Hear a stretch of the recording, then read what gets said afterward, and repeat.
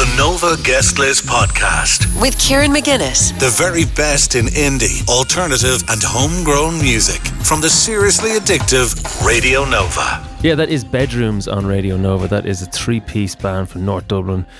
Brilliant sound off them. Sunday is the name of the song, and it's from their brand new album, which is called Perfectly Still, which came out on Friday. They've sent a couple of songs into the show. Really enjoyed the sound. It's kind of this kind of American influence. There's a lot of kind of shoegazy indie. It's a bit sort of alternative folk, but it just really kind of, it's got something that really kind of catches the ear, and we're really lucky because Dane is on the line from Bedrooms. How's it going, Dane? Hey, how's it going, Kieran? You good? Good, thanks. Yeah, you're chilling out this evening. Disappointing result in the match earlier on, but you're happy to chat about music, is that right? Yeah, pretty much, yeah. So haven't been having the most adventurous Sunday, but yeah, definitely happy for a chat. So the album came out on Friday, Perfectly Still. How does it feel to have it out? Yeah, it's a bit strange, to be honest. It's some bit of a relief, I would say. I think, like, me personally anyway, I find releasing music can be a little terrifying because I'm always just kind of in my own head worried that, like, nobody's going to care, nobody's going to want to listen, or no one's going to, like, pick it up or pay attention to it. So yeah, the reaction's been really good, and yeah, it's been very positive, and people are saying nice things about it, which, you know, it's always kind of good to see that. And it does kind of take a lot out of you. So when you finally kind of get something out and it's released and it's officially out there, it does kind of feel like weight off your shoulders. So the album, listen through, it's a really great listen. 9 tracks, and it's really melodic. There's a real American influence to it. There's a kind of a dreaminess to it. But over the whole thing, there is a real sort of sensitivity. I mean, it does sound like you're kind of bearing your soul a little bit. I mean, I don't know what the individual songs are, but is it difficult to release music that feels this sort of personal? See, this is why they shouldn't send the bass player to do these interviews, because I'm not the one writing the lyrics. But our singer, Dev, yeah, he's quite a reserved individual.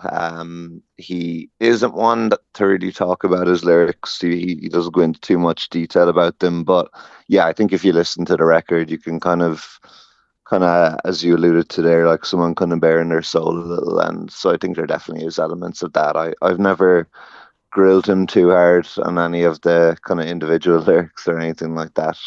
Yeah, I think it does kind of reflect in the music that we make a certain kind of soft sensitivity to it, for sure. And does that, like, when he brings something to the band, I'm assuming that's the way it kind of works, he might bring a kind of a song to the band. How much can you get into that? Or is it the sort of thing where he says, here's the new song, this is what we're doing, and then you add to it that way? Or is it like, you know, no, I think this needs to be X, Y, and Z, you know, this kind of way? Is it that kind of relationship, songwriting-wise? Yeah, I think it is pretty collaborative, all in all, between the three of us. It'll generally start with Dev will normally bring us just a little bit of a verse, maybe a chorus, maybe just a chord progression, something like that, and it generally does kind of just evolve from there. It's very rare that any of us ever bring like a fully fleshed out song to the table. Crusher in particular, which was the lead single from the album, like that core kind of chord progression, and we've had that knocking around for 2 or 3 years, and just one of those things where we could never kind of get the dynamics of it fully right. And I think if you listen to the song now, it doesn't even really like have a chorus. Like, it kind of just goes from like verse to like a extended outro kind of a thing. Yeah, I went through quite a bit to kind of get it to where it was, and it was one of those tracks where we kind of like binned it and pushed it to the side so often. It was really kind of good to finally kind of get that like nailed down to a point where we were at least all happy with it anyway. So and the fact that then we thought it was like strong enough to be the lead single from the album and the opening track on the album was, yeah, that was kind of a cool moment for us. Yeah. Well, I mean, I'm glad you did, because it's such a great song. We're going to play Crusher in a minute, and I was going to wonder, was it 2 songs put together or something? Because it does feel like it kind of, the way it works, it makes sense for what you're saying. But when you're in the studio, when you're recording and all that kind of stuff, are you bringing in reference points to say, we want to sound like this, we want it to kind of go this direction? Or are you writing the songs and then afterwards you're saying, you know, following where it's kind of the song has brought you? Yeah, it's a good question. I think like we've always had kind of reference points in mind.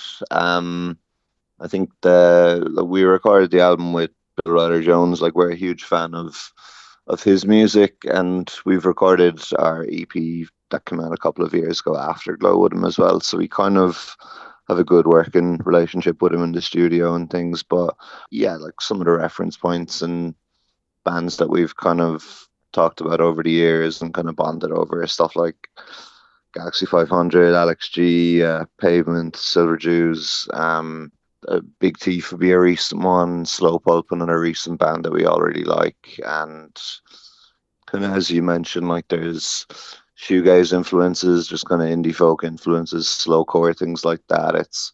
It's not the case where I feel like so many bands these days, and this is not to like take aim at them, or maybe it is. No, please take aim. Take aim.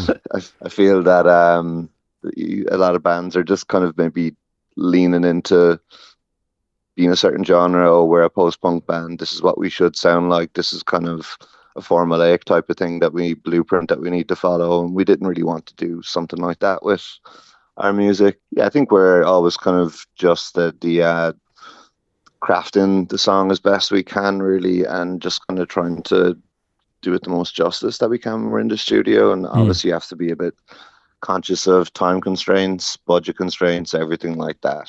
So you do have to kind of make peace with it and kind of just be able to kind of say that it's finished at a certain point. Well, look, it's got a great sound, and as you said, it's, you know, a lot of the tracks are acoustic guitar led, especially later in the album, and there's that feel, as you said, like that Pavement sound, that kind of, I heard a bit of the Shins as well in there, that American kind of influence stuff. What does it sound like live? What's it going to be like? So next Saturday night you're playing upstairs in Whelan's to launch the album, and so what can people expect from that show? Yeah, I think live I think in some ways the record, I wouldn't say like it sounds like perfectly polished or anything like that, but I think live there's probably more of a rawness to us, and maybe a bit more of that kind of shoegazy element. Fiona, our guitarist, I mean, I think it goes for all guitarists really, that they like to turn themselves up a bit. So we're definitely a bit louder than what it sounds like on the record. I had to get that little dig in there. He'll appreciate it, I'm sure. That's fair.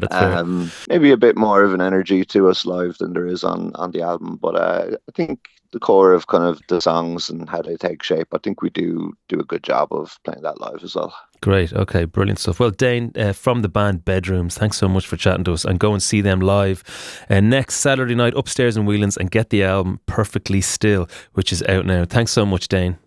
Cheers, Kieran. Thanks very much. Appreciate you having me on. No bother at all. Let's play this. This is Crusher, Bird of Prey by Bedrooms on Radio Nova. The Nova Guest List Podcast with Kieran McGuinness. The very best in indie, alternative and homegrown music from the seriously addictive Radio Nova.